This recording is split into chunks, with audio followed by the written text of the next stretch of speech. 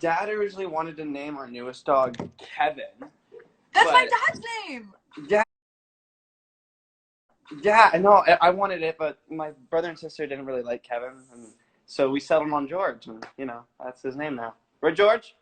Yeah. Are you teaching him a ton of tricks? My dad's trying to. Yeah, we're taking him on walks and stuff, and I'm attempting to teach him some tricks. This might be the first dog that really likes me, so this is good. Oh, okay, yeah. Fingers crossed. Hopefully that works out. Yeah, hopefully.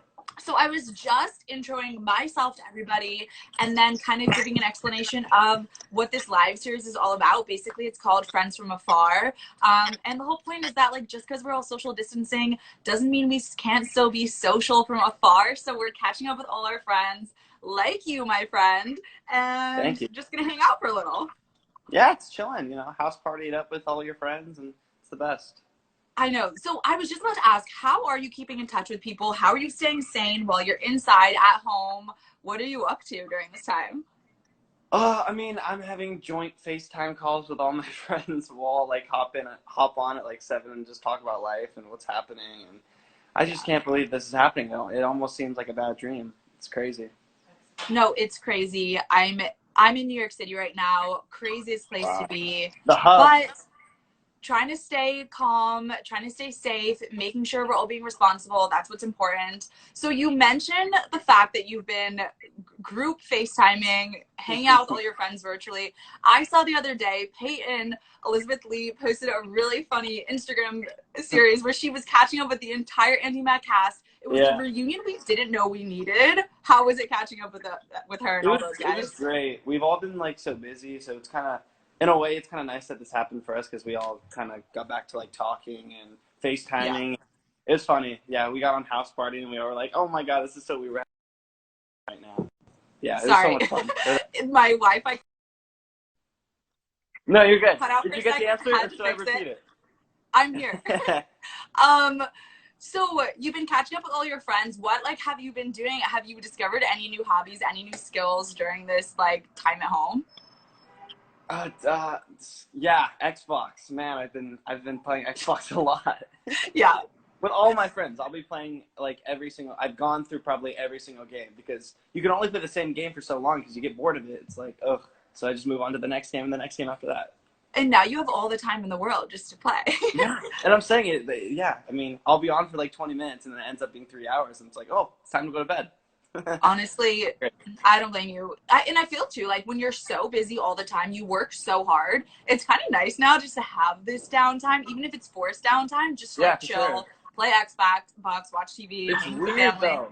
Like at first, I didn't know what I didn't know what I was supposed to do with like all this time, and I was just walk around in my house, and I'm like, this is weird. I've never done this before, but now I'm kind of like, okay, I get it. It's good. So basically what I want to do, I want to talk about a couple of fun projects that you're working on, ask you some questions, and then at the end we'll go for some fan questions. What do you think? Perfect. Let's do it. Cool.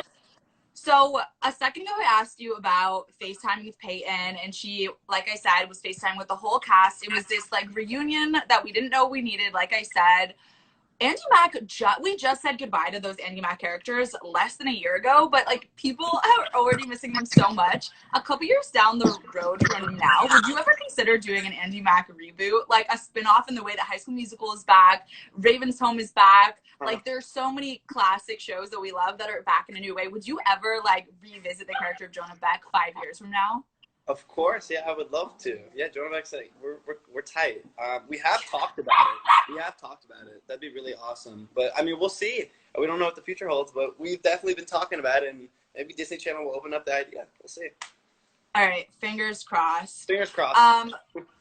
Obviously that role was a huge one for you. Like you said, you guys are tight. It's this character that I'm sure will always hold a special place in your heart, because for a lot of aspiring actors, nabbing that role on Disney Channel when you're young is such a huge thing. Did you have that experience where it was just a dream come true?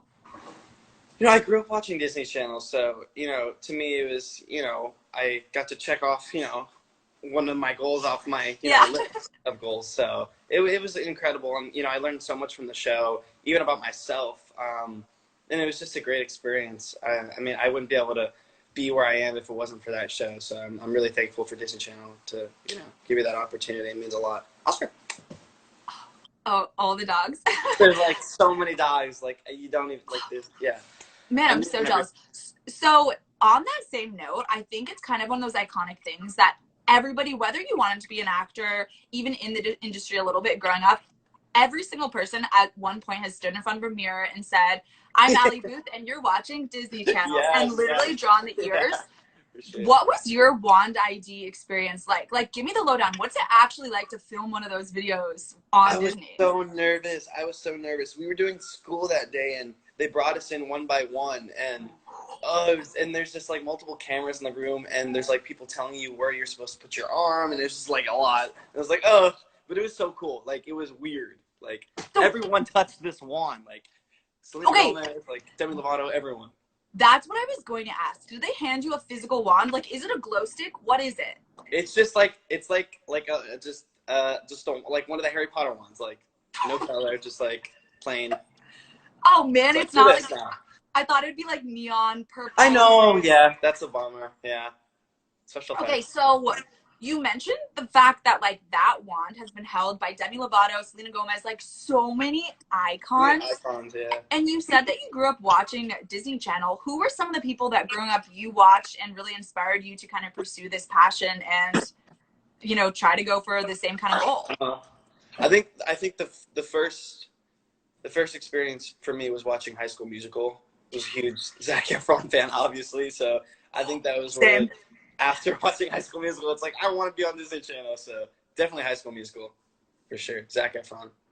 So what's it like to now see High School Musical, the musical, the series, as like this new, especially obviously being close to Sophia and seeing her take on that role as Gina? Like, is it cool to kind of see that come back in a new way?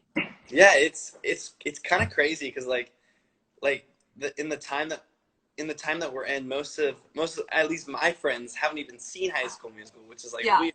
It's like, and then they try to watch it now, and it like doesn't really work for them in a way. It's just like, what is this? It's kind of interesting. But not like 7 or 8 or 10.